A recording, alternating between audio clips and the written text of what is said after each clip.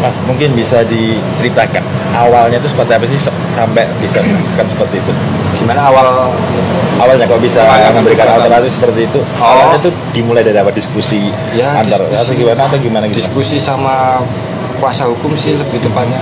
Beritaan yang mana? Yang terkait usia sebelum 40 tidak bisa mencalonkan. Kalau proses diskusinya kapan itu, Mas? Lupa, saya agak lupa sebenarnya soal masalah hari tanggal ini pikun saya.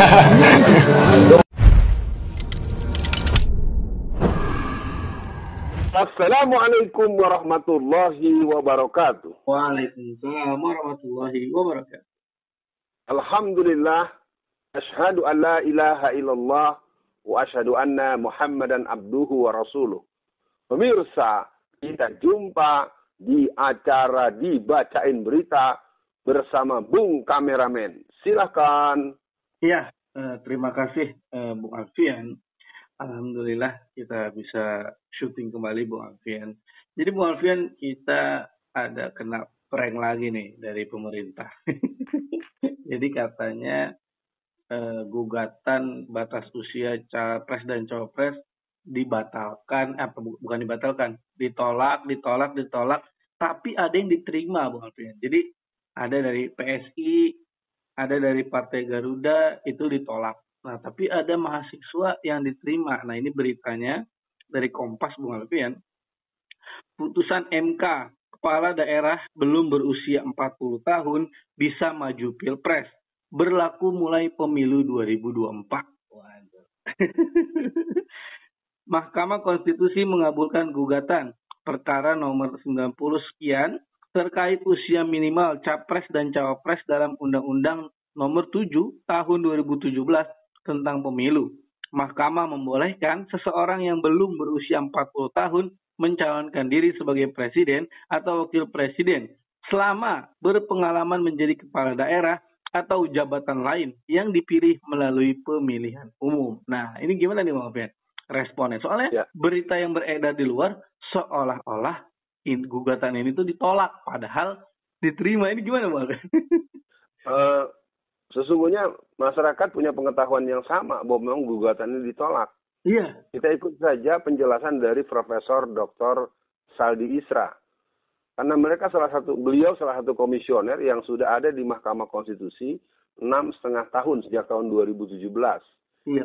Dia sampai bilang, saya juga bingung bagaimana bisa sesuatu yang sudah diputuskan ditolak, tahu-tahu dalam hitungan hari berubah jadi diterima.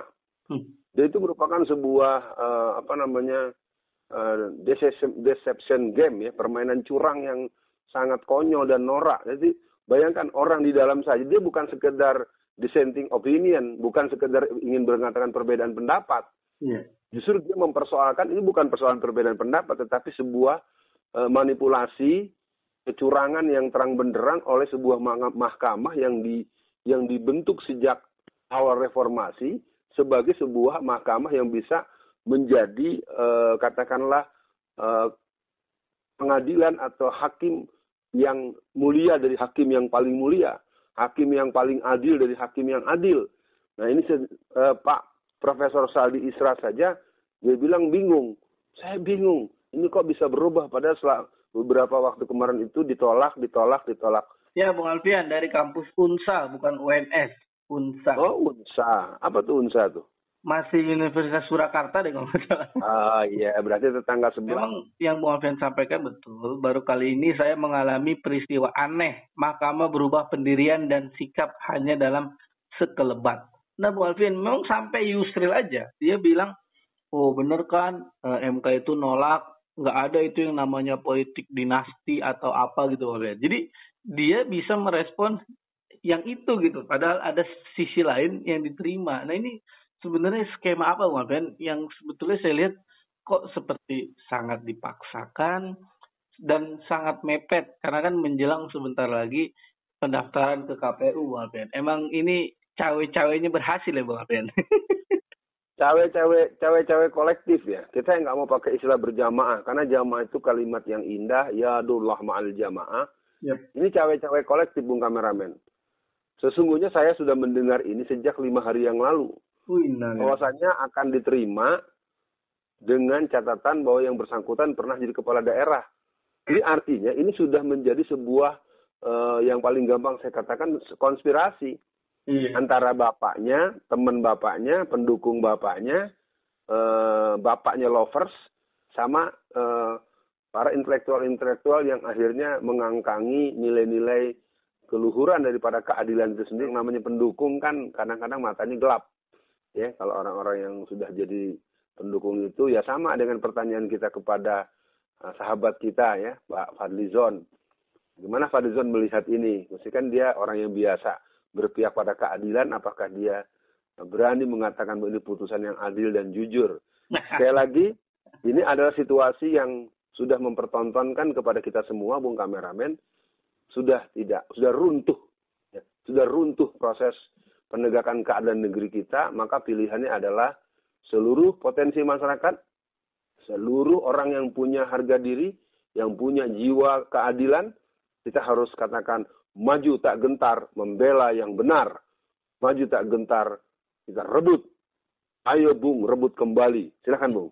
Ya, Bung Alfian, memang kalau kita lihat dari runtutannya Bung Alfian, pertama Ketua MK nikah dengan adiknya Jokowi, kemudian sebelum diumumkan Ketua MK sempat men-spill ya, bilangnya oh ini anak pokoknya bawa-bawa Al-Fatih lah, Nabi Muhammad lah, macem-macem lah yang banyak direspon, ternyata memang itu datanya error juga. Nah, Bung Alfian, kalau kita lihat usianya Gibran itu sekarang baru 36 tahun, Bung Alfian. Nah, ini kan menurut saya, Bung Alfian ya, pun kalau akhirnya dia maju jadi cawapres, secara singkat saya bisa bilang belum tentu dia bisa menang juga, Bung Alfian. Nah, kalau goals-nya dia apa, Bung Alfian? Kalau maksudnya tujuan dia selain menang Pilpres ini apa, Bung Alfian? Kalau dia kalah, apakah dia nanti memang pengen maju Pilgub Jakarta misalkan, ngikutin langkah bapaknya, atau ada hal lain yang dia incar, Bung Alfian? Ya, Bung Kameramen, kita tidak bisa underestimate. Ini rumus kombinasi ya, antara Peking, Guangdong, Guangzhou, Jakarta, Solo. Ini terang saja saya katakan sebagai orang yang menekuni gerakan komunisme. Ini mereka belum tentu jadi, Bung Kameramen. Mereka sudah menyatakan ini adalah kejadiannya. Nggak ada buat mereka itu insya Allah. Buat mereka ini pasti jadi, harus jadi, nggak boleh nggak jadi.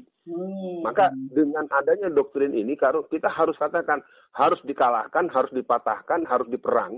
Kata kuncinya adalah kita tidak bisa bermain dengan formula politik berkeadaban. Ini sudah harus masuk politik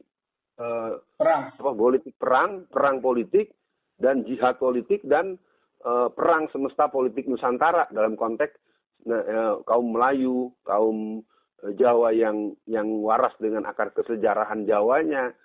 Lagi-lagi saya ingin katakan Bung Kameramen, jangan bilang belum tentu.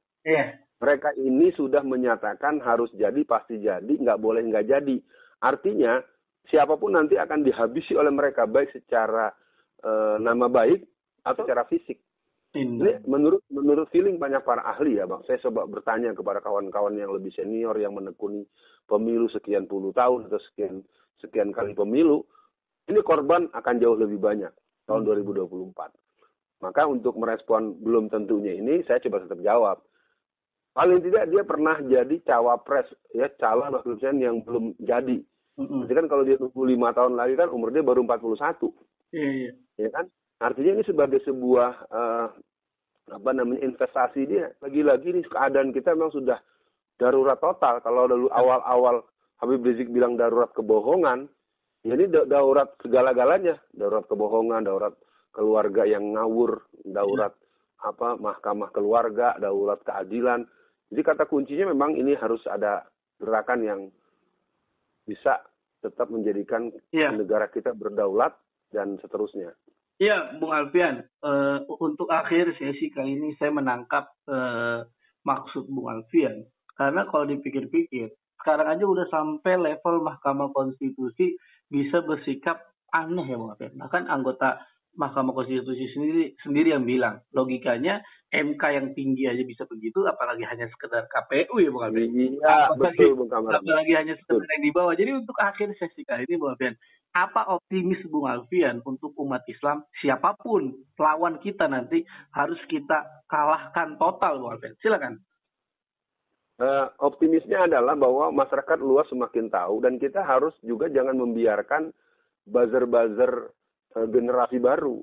Yep. Jadi jangan dikira penampakan si fulan yang mencaci maki itu hanya untuk menaikkan rating. Iya. Di belakang mereka main lagi. Hati-hati buat pemirsa. Siapa yang teriak-teriak si fulan model itu cuma membuat dia punya daya tawar tinggi bahwa dia orang yang bisa membangun basis opini yang besar. Itu mempengaruhi nanti harga tarif berapa ratus juta atau berapa miliar atau berapa jumlah nominal yang dia mau. Jadi hari ini situasi kita memang situasi yang sudah hancur-hancuran. Maka dari saya, kalau kita orang yang beriman tentu tidak boleh kehilangan optimisme. Nah yang kedua, sebagai bentuk pernyataan yang sifatnya yang sifatnya penutup atau closing statement, ya kita pegang omongan Bonnie Hargens. Bonnie Hargens telah mengatakan semua survei, semua atas nama ilmiah tidak berlaku ketika orang-orang yang berjiwa chemistry, dia menyebutnya orang-orang kanan karena ini bukan muslim ya. Orang-orang yang telah berjuang atas nama keyakinan, maka mereka tidak bisa dideteksi oleh statistik, tidak bisa dideteksi oleh matematik. Maka saya nyatakan kepada siapapun, seluruh potensi perjuangan masyarakat pribumi, kaum muslim, dan orang-orang yang non-muslim tapi waras menghadapi kondisi negara kita yang sudah hancur-hancuran ini, maka pilihannya ya kita akan tetap menjadikan pemilu 2024 bagian yang harus ditempuh. Di samping persiapan-persiapan untuk menghadapi kemungkinan terburuk lainnya. Yep. Nah, sebelum saya tutup betul, Bung Kameramen, ada hal yang perlu diinterupsi? Cukup. Baik, kalau gitu pemirsa, kita nyatakan bahwa negeri ini sudah darurat konstitusi, darurat kebohongan, darurat the king of lip service, darurat yang lain, maka kata kuncinya lawan. Bismillahi tawakkaltu 'alallah, la haula wala quwata illa billah. Menangkan kontestasi politik, jadikan Bapak Anies Rashid Baswedan sebagai Presiden Republik Indonesia. Amin. Dan menangkan para caleg-caleg dari partai-partai pengusung, partai-partai pendukung, terutama partai-partai Islam dan partai berbasis Islam yang rakyatnya mendukung calon yang punya komitmen untuk menjadikan Indonesia berkeadilan sosial bagi seluruh rakyat Indonesia. Assalamualaikum warahmatullahi wabarakatuh.